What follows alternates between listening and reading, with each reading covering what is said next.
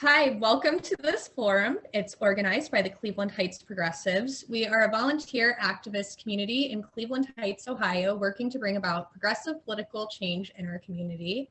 Tonight, we are joined by a candidate for Congressional District 11, Senator Nina Turner. Welcome, Nina. Thank you so much for being here. Thank you. It's a pleasure joining you all. I imagine that most people watching tonight know you from your work with Senator Bernie Sanders' presidential campaigns in 2016 and 2020. And some may know that you also served as the president of Our Revolution before joining Bernie's 2020 campaign leadership. At the end of tonight's forum, what are 3 things that you would like people to know about you and why you're running? Well, one is, first of all, I want to thank the Cleveland Heights Progressives, Kendall, so much for this opportunity and for people being involved and engaged. We certainly need more people engaged in the process of government on all levels. For me, this is an extension of what I have done, my service to this community, to this district, to my city, and quite frankly, to the nation. I definitely know what it's like to be in my proximity to pain is very clear. I've been poor, I've been in the working poor, and I've been among the barely middle class. And it is through my experience and also my love for people that I continue to do this work, both when I was in elected office and then as a formerly elected. I've been on the mission of making crooked paths straight. As you mentioned, I was the national president of Our Revolution, and in that particular capacity, I was able to help all kinds of people run for office, progressives run for office on all levels of government all across this country. As somebody who was blessed enough to be on the Sanders campaign, both in 2016 and 2020, that experience opened my eyes as I carried this district everywhere that I've ever gone about the intersectionality, the connection that we have one from another, whether we are in Ohio or whether we are in South Carolina or whether we are in California. Basically, what people want was summed up by Congresswoman Shirley Chisholm when she said, what the people want is very simple. They want an America as good as its promise. And I have been working towards that, helping to make that happen, both as somebody who has served in elected office, as helping others get elected to office, and then using my activist energy for the last 5 to 6 years. I want people to know that I feel deeply, and I have the passion and I have the commitment for the people, and I'm not afraid to stand up and make the tough decisions. And I can work with anybody, whether they're moderate, progressive, or conservative, but working with does not mean acquiescing to. And I do believe that those of us who are blessed to hold the people's power for however long we hold it, have an obligation to stand up for justice and to fight for that justice in all its forms, be it economic, political, environmental, racial, social, all of its forms. We should be standing up for justice. And so I really consider myself a modern day freedom fighter. I really do. And I am a hell-raising humanitarian. And lastly, if people want to know what type of Democrat I am, I hail from the Congresswoman Shirley Chisholm wing of the Democratic Party, unbought and unbossed. Thank you. Our nation is facing so many crises right now, so many problems that need remedies, that it can be hard to figure out where to start. If elected, what actions will you prioritize and work toward the moment you step foot in Congress? I'm definitely continue to build on COVID relief efforts. You know, I am pleased with many parts of the $1.9 trillion investment, the plan that President Biden put forward and was passed by the Congress. That relief, Americans definitely need that relief. I would take that a step further because there's some aspects that I want to see go deeper. The one thing that I am disappointed did not make it in that bill was the $15 an hour minimum wage, which is really the floor at this moment. It's not the ceiling. Economists are saying that if the minimum wage had kept up with productivity, it would be closer to $25. I think it's $24 and some change than it is to 15. And so that is something that I will continue to fight for. I have been fighting for it for these last few years, and I will continue to fight that fight once I am elected. If I'm privileged to be elected to Congress, the fight for 15 is vitally important to me. And also healthcare for all, Medicare for all. We needed it before the pandemic. But Kendall, it's even more important now when you look at the suffering of people in 11 congressional district. is no different than the people across this country who are suffering. There are about 12 million people who lost and counting who lost their health care because it was tied to their job. You add that number to the over 87 million people who were already uninsured and underinsured, and we have almost 100,000 of our sisters and brothers in this country who don't have health care, who cannot go and see a doctor without fear of having a bill that they may not be able to pay. And when we add on to that the cost of prescription drugs, we certainly have a mixture for people having to live life in a harsh manner, something that does not have to happen. Every other industrialized nation on the face of the earth has universal health care. And the United States, being a hegemon nation that we are, the wealthiest nation on the face of the earth, there is no reason why we would continue to commodify health care in the United States of America. So fight for 15, Medicare for all. And then thirdly, if I had to pick, and there's so much that needs to be done, besides helping our small businesses as well, it would be canceling student debt. And that's something that can be done right now, doesn't need a parliamentarian. The president of the United States has the power right now, and that would relieve a big burden on so many Americans, and particularly it would have a positive impact on the African-American community, especially Black women. Thank you. With each passing season, we see more and more evidence that climate change is not something we are trying to prevent from happening in the future, but rather that is here now. It's happening every day. It's real, and it's only getting worse and quickly. What should the United States be doing about it, and how, if elected, will you make that happen? Well, the Green New Deal, first and foremost, I'm glad that we have a president that understands that the climate chaos is real. That is a good first step. Getting us back in the Paris Climate Accord is another good step. But beyond that, there are things that we can do as individuals, things that all levels of government can do, and certainly the federal government in particular, as we reach out to other nations.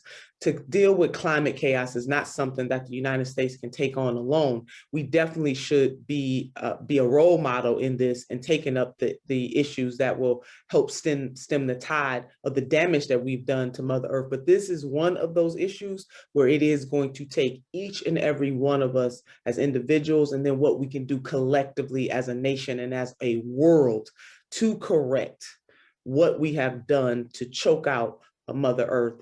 So I'm really proud to have the Sunrise Movement endorsement. I know that carbon emissions, us getting that under control, is vitally important. And also we have to have a just transition, I should say, for workers in that industry. We have to make sure that we have robust recycling programs in every city, every community across this country. And as we look at the Green New Deal, what better way both to help Mother Earth and how we build and envision infrastructure in this country, and also put people back to work. I mean, you talk about a winning combination, that is just that. And we have to do that right now. A lot of the environmentalists, as you know, and I know many that are in this forum right now knows that, as you said in the question, we really don't have a whole lot of time. We cannot hesitate on doing what it is we need to do, from the suffering of our sisters and brothers that we just witnessed in Texas, to the wildfires in California, famine and drought all over the world. This is it is imperative to our survival. And then the ecosystem itself, the animals that inhabit this planet, the plant life that inhabit this planet, who depend on humankind to do the right thing. So we have got to take this on in a robust way, in community by community, city by city, state by state, as a nation, and also as a world. So I am right there. And then another thing I want to do, because as I have talked to environmentalists and climate activists, we got to get more people of color involved. We have to connect the dots so that people don't think that climate change or climate chaos is something way off into the future, or something that doesn't impact their lives immediately and closely. And so I am committed to being more of a climate activist than I have ever been, because I definitely want to be a bright light for communities of color in particular. I want to see more Black and brown people engaged in this. And then, lifting up, I got to shout out our Indigenous sisters and brothers who've been shouting from the rooftop for a very long time that what we have been doing to Mother Earth, will put her into chaos, and we have to honor and respect the work that they've already done. But we got to get through this together. We already talked about how important healthcare is to you. A couple more facts to throw at you. 59% of American bankruptcies are due to medical debt. And each year we lose probably 30 to 70,000 lives simply because people cannot afford healthcare. We know everybody talks Medicare for all, but how can we fix this? And if elected, how will you work to make that happen? I'm going to continue. I've been working on this issue again for the last 6 years, both as president, well, working with Senator Sanders and as president of our revolution, but both of the campaigns of the National Nurses United. I enjoy a very good relationship with them. I remember, traveling to California a few years ago as they were trying to push the California legislature to pass Medicare for all. So I've been on the front line for this for a very long time, and it is something that will always be in my top 3. I will tell you, as I've had conversations with people about, as you laid out, the bankruptcy, but just the pain of some people saying they're too afraid to go to the doctor because they're worried about a copay, a deductible, a bill that they will never, ever be able to pay. And that really is no way to live. So I'm going to continue to unite. There's a Medicare for all caucus in the Congress right now. So I'm certainly going to join in with that caucus. Very, very proud of the work that they are doing. California right now, I believe it's a senator, but a member of the legislature, let me just say that, who has introduced a bill to try to push California. And I think one of the ways to get that done is maybe to have one of the states do it first. And having California fill that void would be really good. I've definitely heard some of the professionals say, as we look at Canada as one example of a universal healthcare system, that it actually started in one place in Canada before it took hold in the entire country itself. And so that is a model that we can look to. So I will continue to help states that are trying to push for this. And as a member of Congress, I will join with other Congress members who have a full commitment to having Medicare for all. And then lastly, we need to elect more people, especially in that Congress, who won't equivocate on it, so that there are more of us who are standing firm in our commitment to ensure that we have Medicare for all in the United States of America. Moving on to infrastructure, America's infrastructure report card gives America a C-. And despite that fact, a whopping 80% of Americans support rebuilding our nation's crumbling infrastructure, and that these investments have a higher economic multiplier. Our legislators balk at spending public money on rebuilding our nation's infrastructure. I can tell you here that in Cleveland, the East Side area, many cities are facing big bills coming due as our water and sewer infrastructure is being cited for not being EPA compliant and is failing in multiple ways. What can be done both in the short and long term to address this pressing emergency? Yeah, I too am feeling that pain of higher sewer and water bills. We're behind on that. You cannot have infrastructure and cities crumbling and expect anything different than what we're getting right now. It is worth the investment, and the key word is investment. And when we look at how tax dollars are spent, it is important that we see those dollars, especially on infrastructure, whether it's roads or bridges, whether it's water and sewer lines, airports, those kinds of public assets as our assets, and that we're making an investment because we enjoy those assets collectively, both us as individuals and also for businesses. For example, businesses don't necessarily like to come into a place where the roads are crumbling, where the infrastructure is not good. And I want to throw into that in our infrastructure conversation also broadband. It is important in this country that everybody has access to the internet. Internet is a necessity now. It is not a luxury. And I can tell you places in Ohio where people cannot get a signal, to places all over this country, and it really erodes quality of life, from education of our children to businesses to people just being able to navigate the World Wide Web. And so we have to do something about it. It is an investment, and it is well worth it. Number one, we can help to green our infrastructure. Now we have the technology to do that. Two, we can put people back to work. And three, we cannot continue along this path and expect it's going to get worse if we don't make the requisite investment. So this is about a social contract. It is about, to me, infrastructure, infrastructure reform is really about, it's one of the best examples of showing that government is designed for us to do collectively what we cannot do as individuals. We can't repair our water lines as individuals, our sewer lines as individuals, our roads and bridges as individuals, our airports as individuals. But my God, it is about us putting our tax dollars together and making that investment that benefits each and every one of us. So again, infrastructure reform is near and dear to my heart, and putting people back to work as we reform and greening our country too. So it's a win-win all across the board. Segueing right into poverty. Right now in America, about 26 million people don't have enough to eat. On any given night, over 500,000 people are sleeping on the streets, and around 18 million people right now are behind on their rent or mortgage. All of this was made worse by the pandemic, but it also preceded the pandemic. In a nation as wealthy as the United States, how would you work to help us achieve economic justice? And I'm so glad for this question. There are over 140 million people in our country who are either just very low income or poor. 140 million.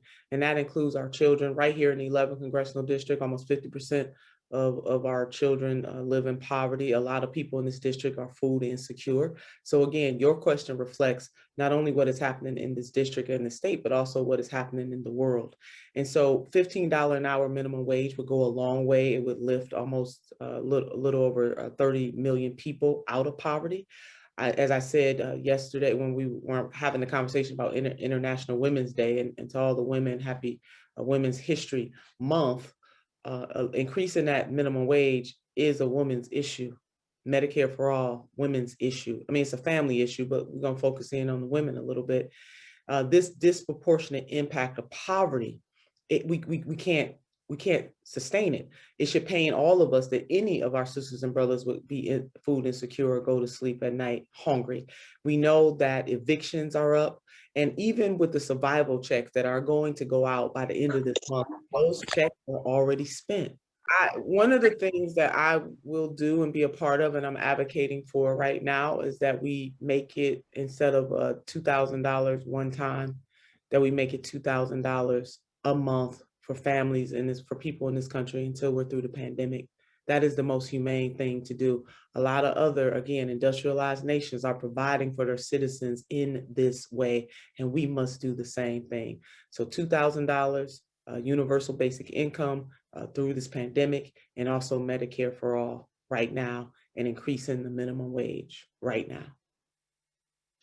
And I know that you already touched on it, but student loan debt in the US totals around 1.7 trillion and grows 6 times faster than our nation's economy. Currently, we have over 43 million people carrying on average around $40,000 worth of student debt each.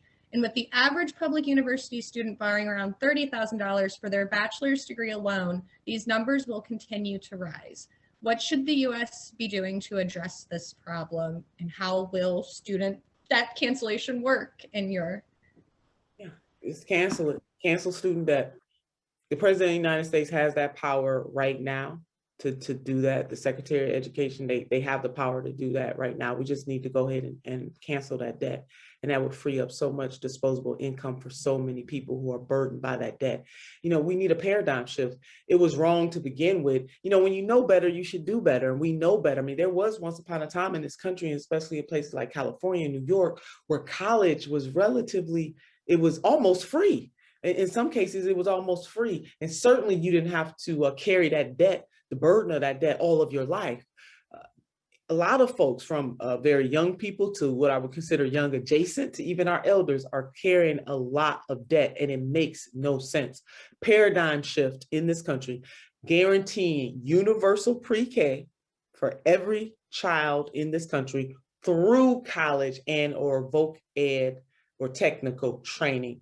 Again, as a social contract in the short term right now, canceling student debt and making sure that we have college for all. That is the full funding for our public colleges and universities for folks to be able to go to those institutions. And we can follow the model similar to, there was a point in time in this country where everybody was not even entitled to a K through 12 education, and we changed that. We changed our social contract. So in the 21st century, it's time for us to change the social contract again to pre-K to college, cancel student debt, make all colleges and universities free.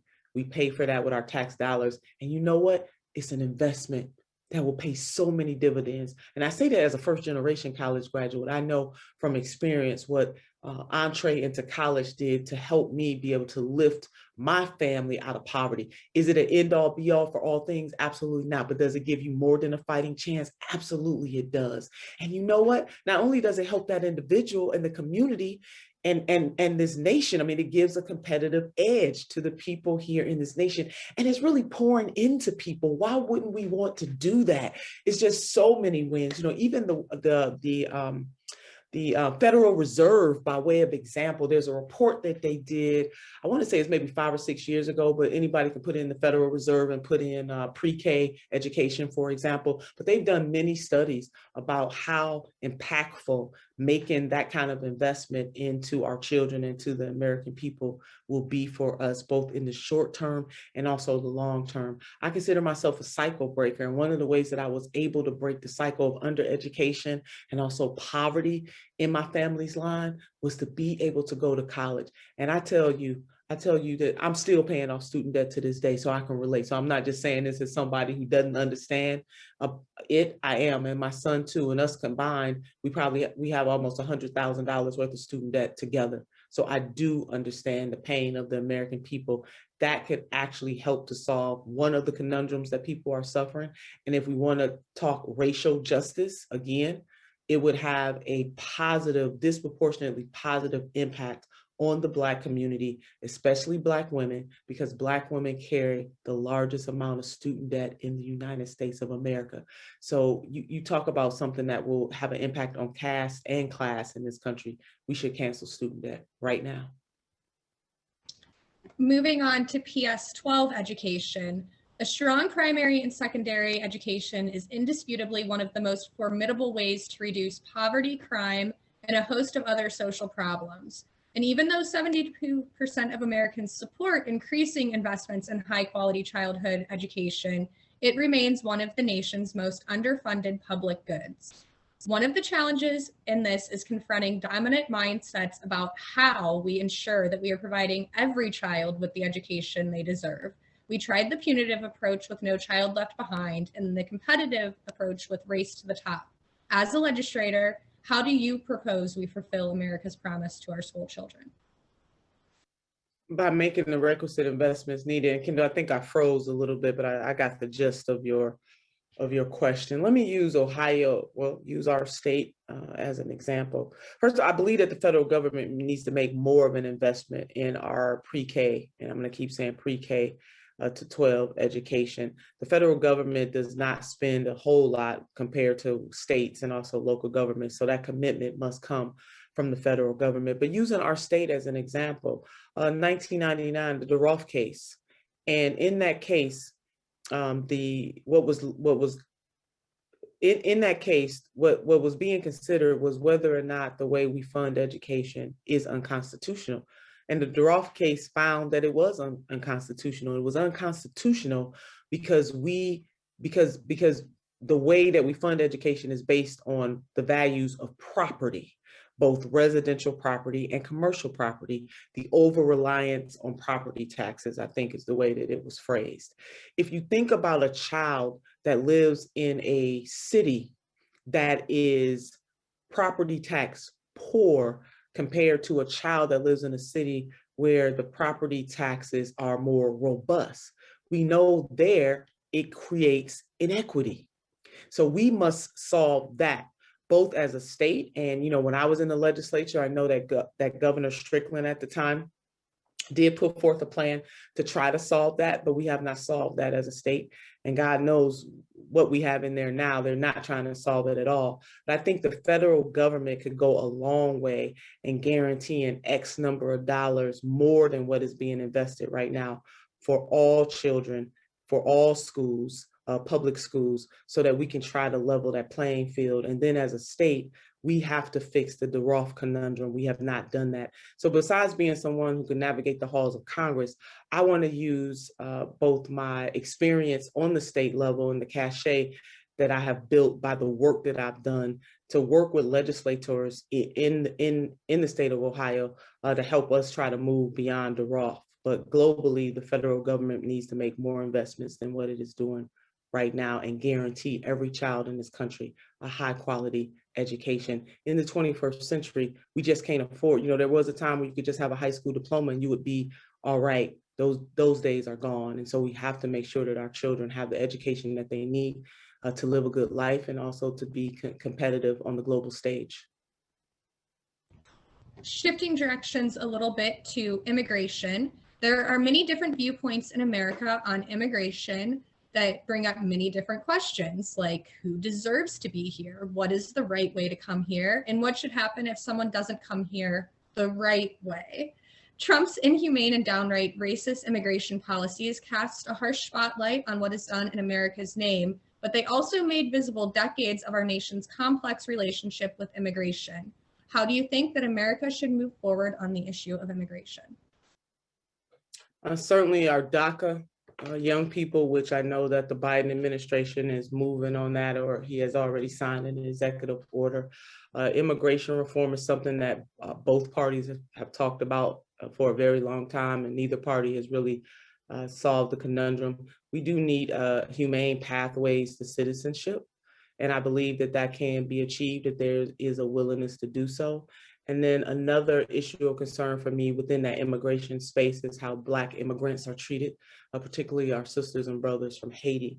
So having a more global understanding about what it will take to have immigration reform that is humane and just, making sure that we do protect immigrants that are coming here from countries where their lives may be in danger. And then we need more, I think they're called judges, Kendall, I might be wrong about that, but there is a process by which we need more people who can help to process immigrants through. Under the Trump administration, all of that was watered down and it created a backlog. It's often said that we are a nation of immigrants, and I do agree with that partially, with the exception of the descendants of enslaved people in this country. I do believe that our diversity is in fact our strength, and that we do have an obligation to help our sisters and brothers in other parts of this world who need it. And I want to tie this back to what we were talking about climate. If we don't come together as a world, we're going to have a lot of refugees and people coming into this country, not necessarily because they wanted to, but there are push-pull factors that people are pushed out of a place or pulled to a place.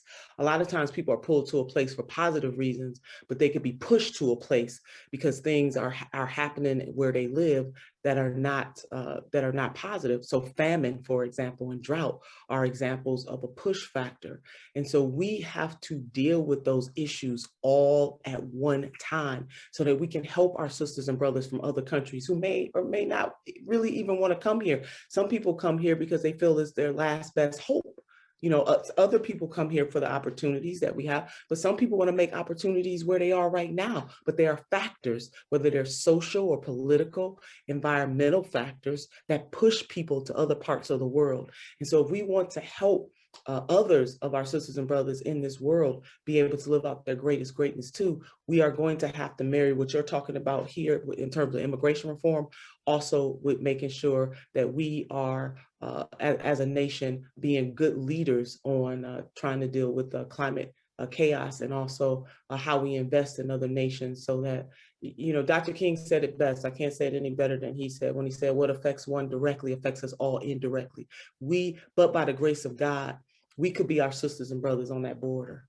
And so it is incumbent upon all of us, both as individuals, but also as a government. Federal government has the biggest stick to actually find a way to have humane immigration reform, as I said, but also to find a way to make sure that we're being good partners with our sisters and brothers across the world so that they can build in their countries and have a high quality of life as well. We're approaching 7:30, and I know that you have another commitment, so we have just a couple more questions, and then we're going to go ahead and open the forum to the audience for a couple of questions. So I'm trying to make sure we get you out of here on time and respect your commitments. Our next question is going to be about criminal justice. The House of Representatives recently passed the George Floyd Justice and Policing Act, which, if passed in the Senate and signed into law by President Biden, would, among many other things, ban controversial police tactics and ease the way for lawsuits against police officers who violate citizens' constitutional rights. If this is made law, do you think this does enough to ensure justice in our criminal justice system? And if not, what else should be done? It's a start. You know, we're going to need many things to deal with an issue of this magnitude. Racism, anti-Blackness is just built into the DNA of this country, and that is something that we have to come to grips with. I believe that we need truth, and reconciliation in this country. You know, South Africa had that kind of pathway. They had those kind of proceedings where they did engage in truth and reconciliation. And although all the problems are not solved in South Africa between Black Africans and Afrikaners, they did at least have the process, and we've never had a process like that in the United States of America. And what we see happening in policing is just a microcosm of the complexity of race and anti-Blackness and caste and class, I guess is the best way for me to say it, in the entire nation. What happens in policing, though, is we get to see the residue of our sins in real time. And so I believe that we must reform a criminal injustice system, or a legal system, as some of my colleagues would say. The legal system must be reformed from the judiciary to the streets. And policing certainly is a part of that. And I say that as someone who has a son in law enforcement, my husband is a retired police officer, so I understand it from all of its sides. I say that as somebody who you know, not watched, but you know, when young Tamir Rice was shot on the playground in 2014 in the city of Cleveland, and my heart ached. Not as a state senator, I had about a month and a half left on my term, and I just could not believe what I was seeing when I watched the video play over and over again, that this little boy, somebody's baby, got shot with less than 2 seconds from the police arriving on the scene.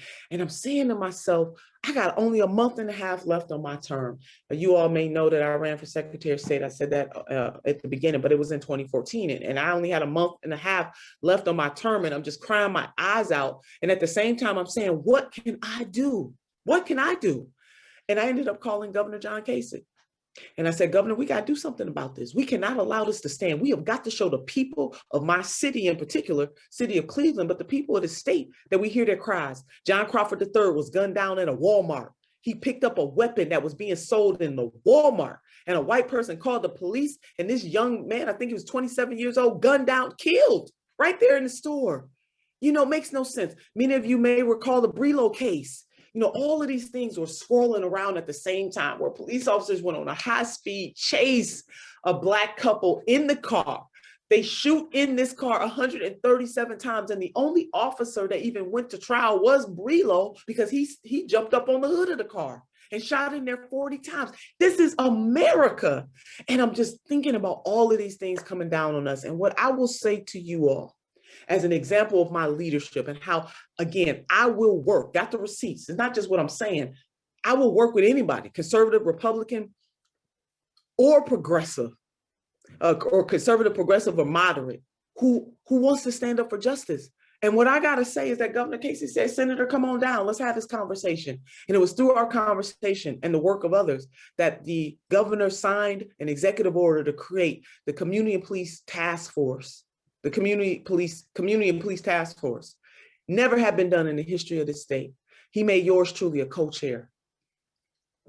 Conservative Republican and a progressive Democrat, co-chair of that. And we traveled the state for 4 months. We collected the information from people taking testimony. Then he signed into executive order collaborative to make real what the task force recommended 600 pages, and the testimony of everybody that came before that task force is in those 600 pages. I encourage you all to go back and look at it.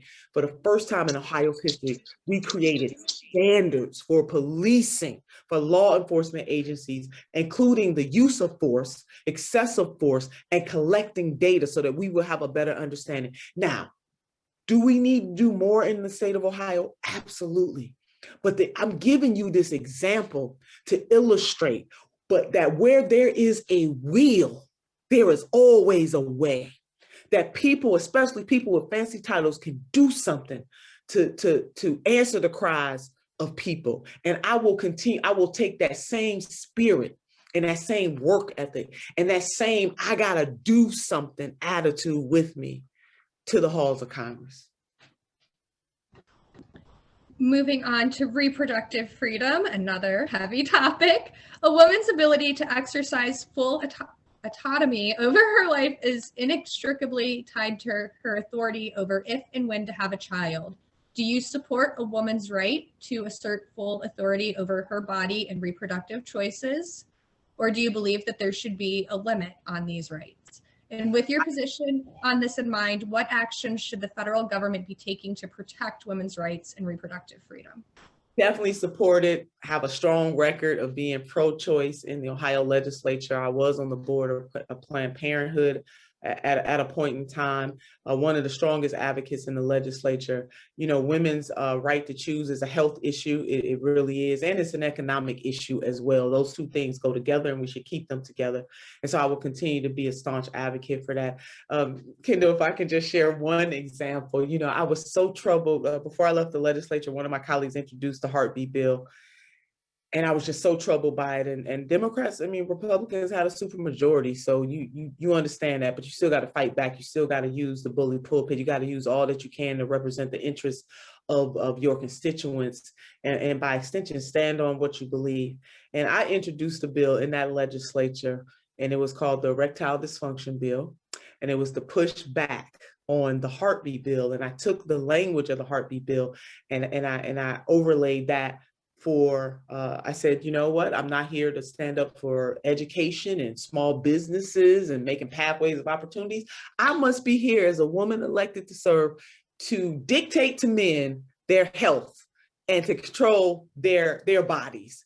And that bill was really a pushback. It became an international, you know, I was interviewed internationally for that. And as a matter of fact, there were women all over the country who had introduced bills kind of similar to that. So there was universal thought in pushing back on the ridiculousness of the preoccupation of mainly males and mainly Republicans, their preoccupation with trying to police a woman's body. So yes, will I continue to be an advocate for a woman's right to choose in all of its forms? Absolutely, and I take great pride in doing so. I must say that bill never passed, but it was great to debate my Republican colleagues in different interviews about how important that bill was. And again, just another example of finding creative ways to push back. Satire is a good way to teach people, you know, lessons that are really hard to embrace. Is one of the reasons why people like Stephen Colbert and even comedians by that in that profession, they're able to talk about issues that are deep issues, but do it in a satirical way. I was determined to let my Republican sisters and brothers know, and it was mainly brothers, that we're not just going to sit back and allow them to do this without pushing back. So, yeah.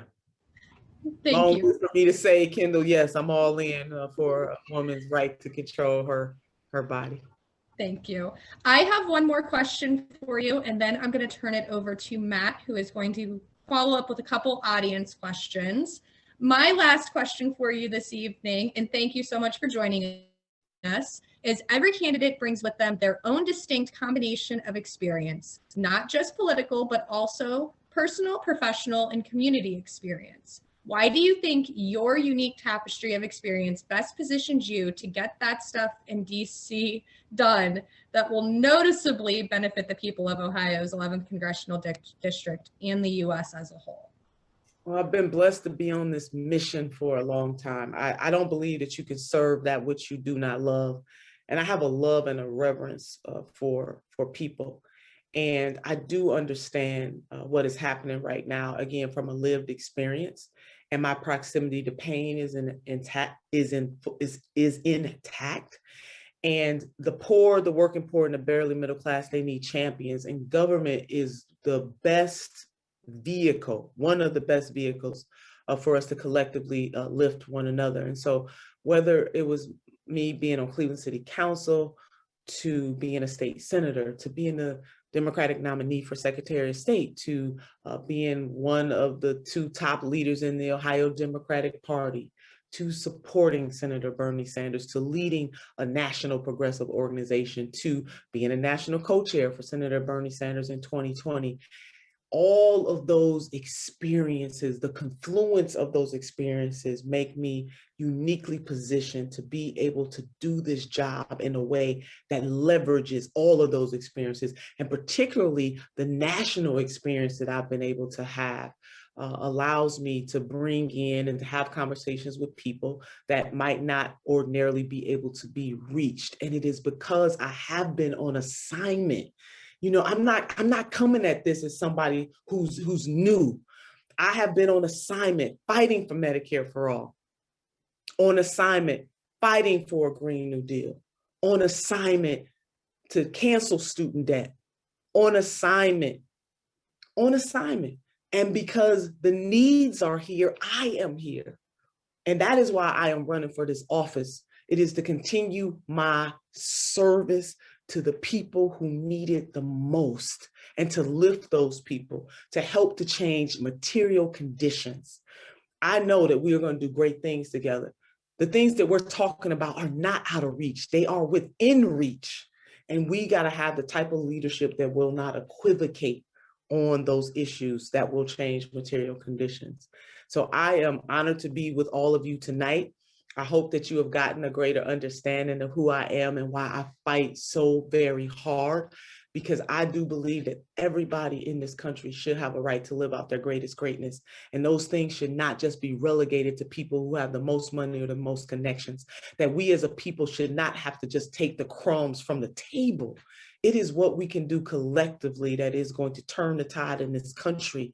And we must insist. It must be a demand.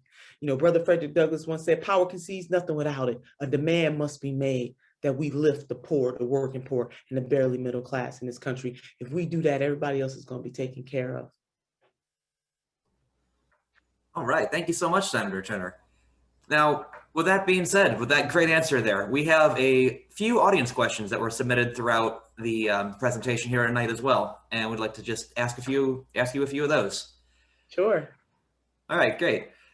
All right, first one comes in from an anonymous attendee. Actually asked, what things have you been doing for the people of District 11 in the past year? In the past year, I've been fighting for all of those issues that I just named. I've been on the trail, and so every event, every standing next to labor, every protest, all of those things I was doing in the name of the people of the 11th Congressional District. You can't separate the 11th Congressional District from the nation. You can't separate the state from the nation. So me fighting for $15 an hour, a minimum wage increase, was fighting for this district. As a matter of fact, I've been on the front line with SEIU right here in the great state of Ohio. My standing up with the postal workers across this country, doing that right here for this district. So I think it's kind of curious. You can't separate those things. We're in this together. My fight to cancel student debt, all of those things are for the people of the 11th Congressional District, as well as the people who live in the state, and as well as people who live in this nation. And Matt, let me put a finer point on that. Anybody that serves in the Congress, whether they serve in the U.S. Senate or whether they serve in the U.S. House of Representatives, every bill, every policy that we push has an impact on everybody in the country, not just the district that they represent, but everybody in this country. One of the most recent examples is the $1.9 trillion package that just passed. That does not just impact the people of the 11th Congressional District, that impacts everybody in the United States of America. And that is the mission that I have been on. Yeah, exactly. Great point there. You're right that The issues that people in 11th district are facing are issues that people are facing all across the country. All right, our next question comes in from Lori Albright. They ask, the income and wealth inequality in our country is obscene. Our policies are essentially a way to transfer money from poor and middle class people to the very wealthy. What can we do to change the narrative so that humane policies can be put in place? Yeah, thank you for that. Well, first of all, we got to make the wealthiest among us and also corporations pay their fair share. That is not happening. I mean, when you have trillions of dollars worth of tax breaks for the wealthiest people in this country, that starves government, that hurts us. And so we got to have policies that make them pay.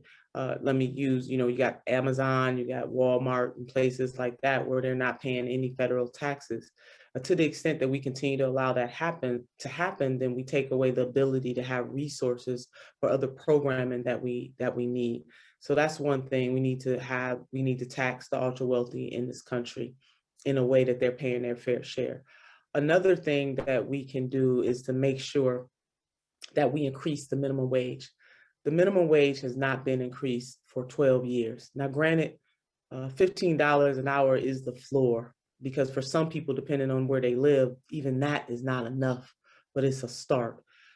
We can't, 10 won't do, 11 won't do. We're already late on the 15. As I said previously, had the minimum wage been increased by productivity, or some people say by inflation, we would be closer to $25 an hour than we are to 15. But we got to make sure that we have hazard pay for our essential workers. We must make sure that we have paid family medical leave. And then one of the greatest way to erode the impacts of poverty on people in the United States of America is Medicare for all. So now people don't have to go bankrupt, as Kendall laid out in one of the questions. We take that away. People don't have to be afraid to go to the doctor because they're weighing, do I go to the doctor or am I saddled with this bill? One of the ways to dig into injustices in class and also caste is Medicare for all. So you talk about policies that will help to lift people. Those policies will do just that, and they will see immediate relief. Gotcha. Sounds great. All right, so we had another question that was submitted by someone named Noel. They ask, what is your perspective on the role of U.S. congressional representatives should play with respect to the political occurrences in their home district? Yeah, be there. I mean, we're elected by the people, and especially those who serve in the U.S. House of Representatives. It is the people's house. It's one of the reasons why the elections are every 2 years, is to keep the members of that chamber with the pulse of the people. There are things certainly that as a congressperson you do on the floor, you do on committee. There are also things that you can do in the district that really have nothing to do with the policies that you will vote on. And by way of example, when I was in the Senate and also as a Cleveland City Councilwoman, I would visit the schools in my district on a regular basis. That wasn't written into thou shalt visit the schools in your district. I did that because I care, and that I thought it was important that my presence be seen beyond what I had to do in Columbus. I adopted a class, Matt, and to everybody else that's listening. And I mean, God, you just making me just think back of all the memorable things that I've done, and I'm really proud of those things. But I adopted a class at a high school in the district, and I followed those students from the 9th grade to the 12th grade. It was a principal at one of the schools that put out a request to her network asking people to adopt a class. And I did that. And unbeknownst to me, I didn't find out to the end of those 4 years that I was really the only one out of the 30-something people she put out a request to who even answered the call. But I adopted this class, and every single month I would come see them, and I brought a friend.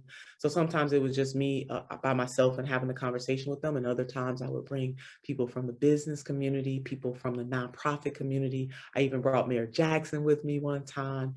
And because I wanted those students to see beyond themselves what was possible in their future. And Cleveland Heights Progressives, I did that for 4 years. I followed this one class, and I was with them when they graduated.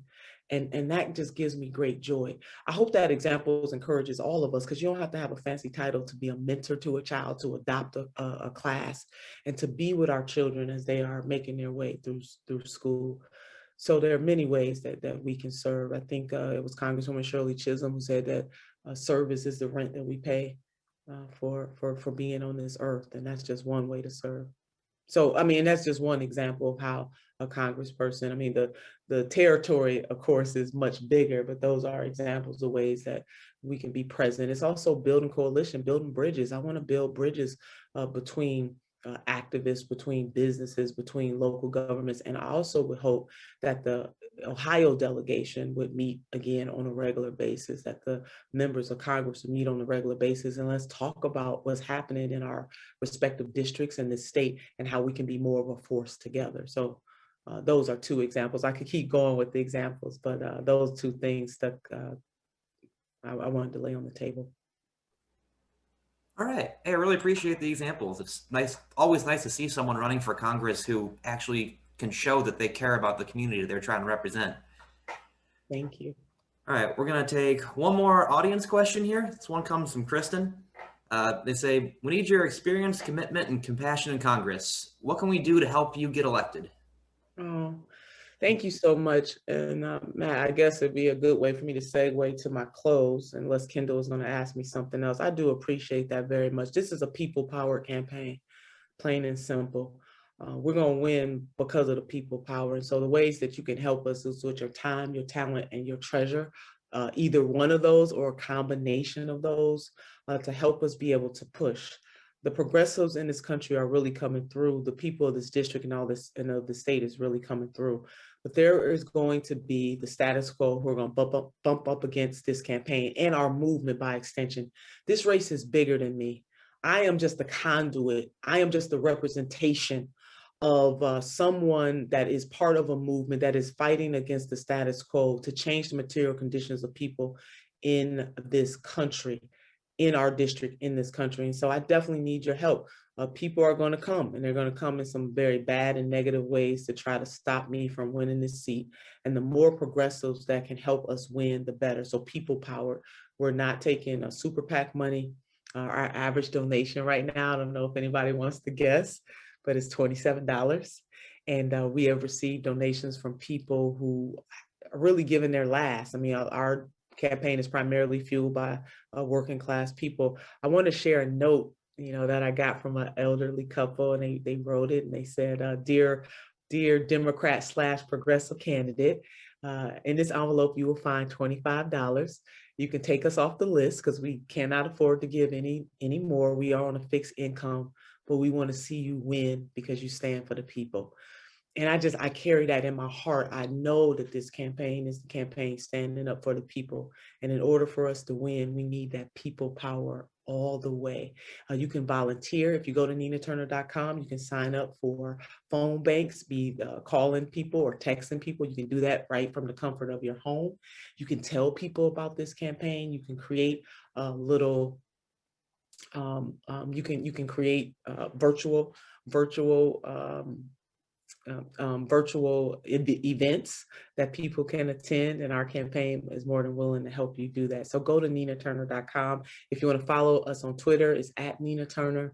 On Instagram, it's Nina Turner Ohio, and on Facebook, it's Nina Turner. Thank you so much for that wonderful question. So Matt, am I segueing in, or do you or Kendall have another question for me? Those were all of our questions for you. Thank you so much for joining us. If you don't have anything else for us, we'll let you go a few minutes early so you have a few minutes to breathe before your next Zoom. And everyone at Cleveland Heights Progressives, thanks you so much for your time this evening. Yes, thank you so much for being here, Senator Turner. I really appreciate it. Thank you, Kendall and Matt. And I do want to just say one more thing, and it comes from, I want to bookend this campaign, and I hope people will listen to what I'm saying, not with their head, but with their heart. So I opened up quoting Congresswoman Barbara Jordan. What the people want is very simple. They want an America as good as its promise. And I'm running for this seat to help create an America as good as its promise. I can't do it by myself, but collectively we can. It's not just about people who are elected, who hold the people's power. It really is about all of us, because it's your power. So creating an America as good as its promise. And then I want to close with a quote from Reverend Dr. Martin Luther King Jr.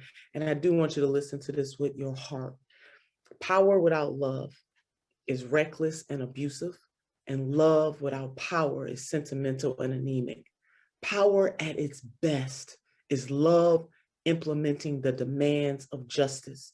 And justice at its best is power correcting everything that stands against love.